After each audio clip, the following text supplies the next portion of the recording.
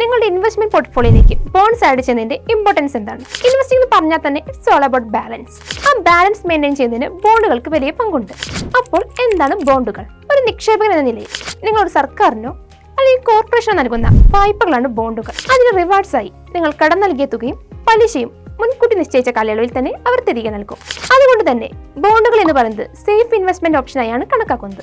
So നിക്ഷേപകർ അവരുടെ പോർട്ട്ഫോളിയോയിൽ stability നിലനിർത്താൻ ബോൺസ് ഒരു റിലയബിൾ സോഴ്സ് ഓഫ് ഇൻകമായാണ് കണക്കാക്കുന്നത്.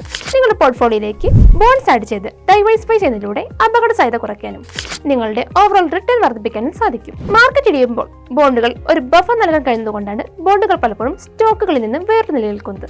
ഇനി നിങ്ങൾ ഇൻവെസ്റ്റ് ചെയ്ത് തുടങ്ങുകയാണെങ്കിലും അല്ലെങ്കിൽ നിങ്ങളുടെ ഇൻവെസ്റ്റ്മെന്റ് സ്ട്രാറ്റജി സ്ട്രെങ്തൻ ചെയ്യാൻ നോക്കുകയാണെങ്കിലും നിങ്ങളുടെ പോർട്ട്ഫോളിയോയിലേക്ക് ബോണ്ടുകൾ ആഡ് ചെയ്യാൻ പ്രത്യേകം ശ്രദ്ധിക്കുക. ഇനി ബോൺസുമായി ബന്ധപ്പെട്ട് എന്തെങ്കിലും സംശയം ഉണ്ടെങ്കിൽ താഴെ കമന്റ് ചെയ്യുക. കൂടുതൽ വിവരങ്ങൾക്ക് 9349 038 008 എന്ന നമ്പറിൽ ബന്ധപ്പെടുക.